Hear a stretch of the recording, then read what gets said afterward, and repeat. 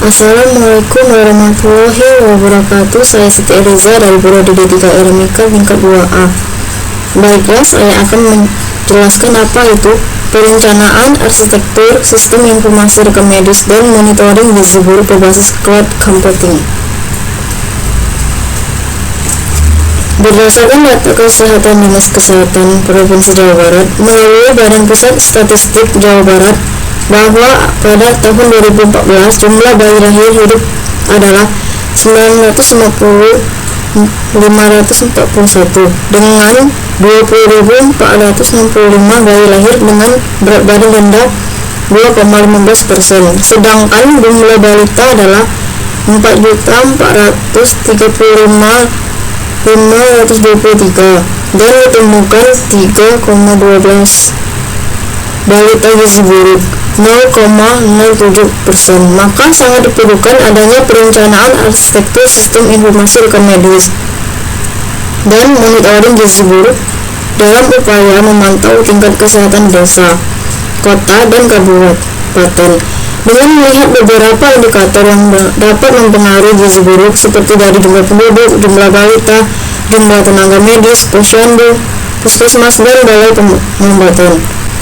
Sistem informasi di Kabupaten Jawa Barat yang ada saat ini belum memiliki aplikasi berbasis komputer, melainkan menggunakan manual dari pemerintah kabupaten, koordinasi dengan Dinas Kesehatan, dan update secara berkala. Sistem ini mengintegrasikan WebGIS dengan cloud computing sebagai teknologi on-demand dan menggunakan metode pengembangan arsitektur ADM (Open Group Architecture Framework (TOGAF).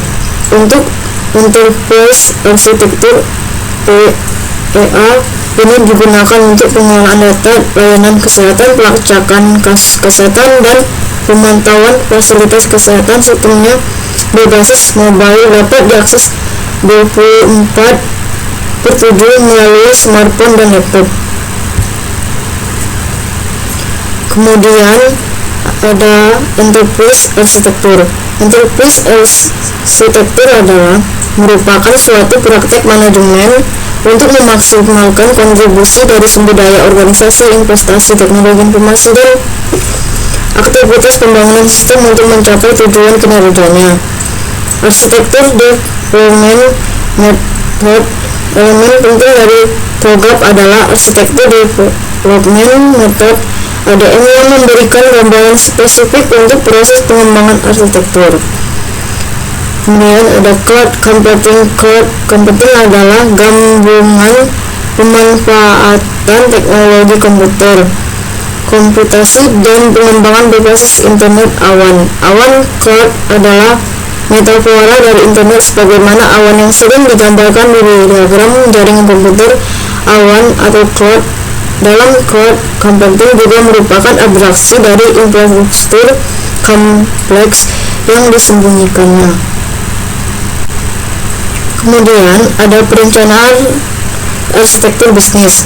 Pembuatan perencanaan arsitektur bisnis lebih jelas dan terperinci penjelasannya menggunakan rantai nilai value chain, Porter, dan pemodelannya menggunakan notasi BPMN, Business Process Mapping Notation. Proses bisnisnya yang terjadi untuk rekam medis dan monitoring gizi buruk di Dinas Kesehatan Provinsi Jawa Barat dapat dikategorikan menjadi dua, yaitu proses bisnis utama dan proses bisnis sebagai penunjang dari bisnis utama. Pemodelan arsitektur bisnis. Proses mendokumentasikan, menganalisis, dan merancang struktur organisasi, proses kapabilitas, serta hubungan antar elemen dalam suatu bisnis untuk mencapai tujuan strategisnya. Pemodelan ini memberikan representasi yang jelas tentang bagaimana berbagai komponen organisasi bekerja bersama untuk menciptakan nilai dan mendukung strategi bisnis. Kemudian perencanaan arsitektur sistem informasi. Pertama adalah perencanaan arsitektur data. Proses merancang bagaimana data dikumpulkan, disimpan, diakses, dan digunakan untuk mendukung tujuan sistem tersebut. Arsitektur data yang baik memastikan data mudah diakses, aman, dan mendukung pengambilan keputusan yang cepat. Kemudian perencanaan arsitektur aplikasi, proses merancang bagaimana aplikasi akan dibangun dan diatur untuk mendukung fungsi-fungsi utama sistem ini, mencakup desain antarmuka, integrasi fitur, serta bagaimana aplikasi akan berinteraksi dengan pengguna dan teknologi pendukung. Kemudian ada perencanaan arsitektur teknologi. 1. Infrastruktur dan arsitektur teknologi jaringan. Perencanaan arsitektur teknologi jaringan menggunakan model komputasi awan private cloud computing pada platform application service untuk mengatur hak akses. Tiap tingkatan pencatatan dan pelaporan akan terintegrasi dalam satu layanan aplikasi monitoring gizi buruk dengan hak akses berdasarkan levelnya. Cloud computing memiliki sisi front end dan sisi back end.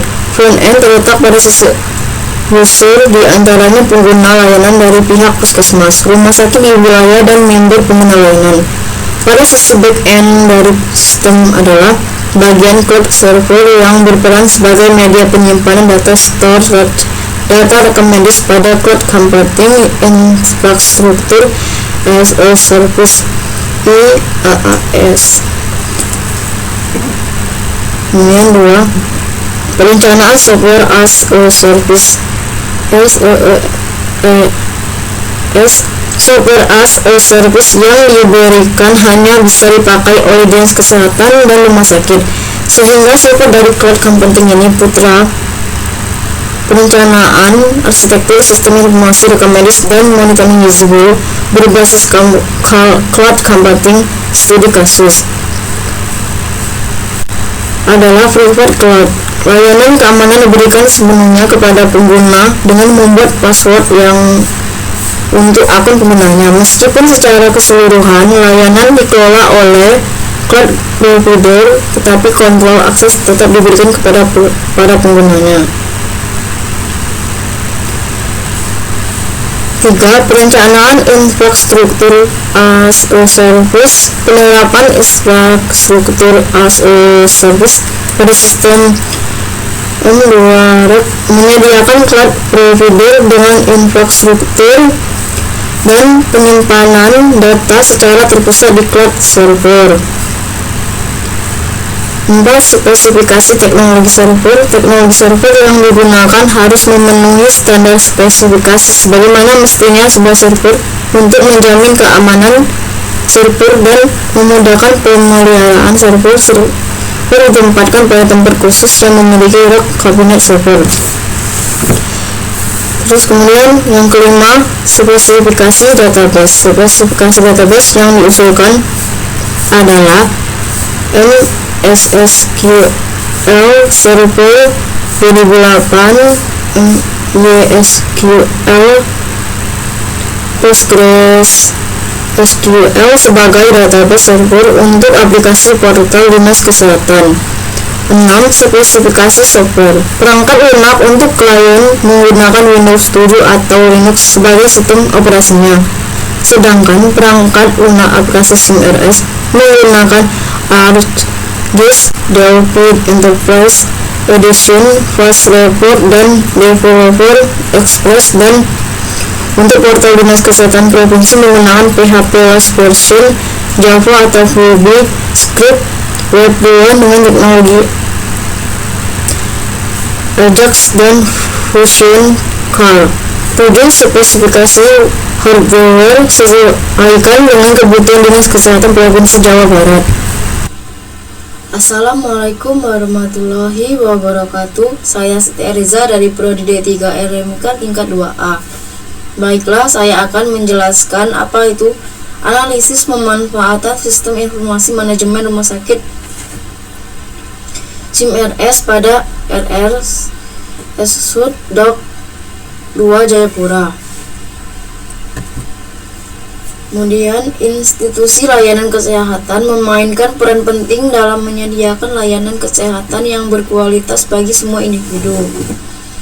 Teknologi informasi memainkan peran penting dalam institusi layanan kesehatan, menyediakan 3 fungsi utama: mendukung proses dan operasi layanan kesehatan, membantu pengambilan keputusan staf dan manajemen, dan menerapkan strategi kompetitif. Institusi pelayanan kesehatan harus memiliki sistem manajemen informasi kesehatan SIM-RS yang mengintegrasikan dan membagikan informasi secara real-time, akurat, dan tepat waktu.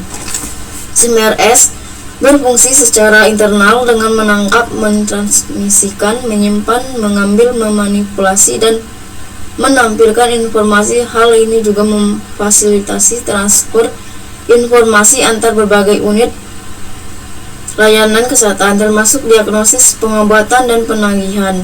SIM-RS adalah sistem pengelolaan data terpadu yang terintegrasi dengan teknologi pengelolaan informasi lainnya untuk menyediakan informasi yang tepat dan waktu dan efektif untuk pengambilan keputusan manajemen. Ini adalah strategi penting untuk meningkatkan efisiensi layanan kesehatan dan kinerja bisnis.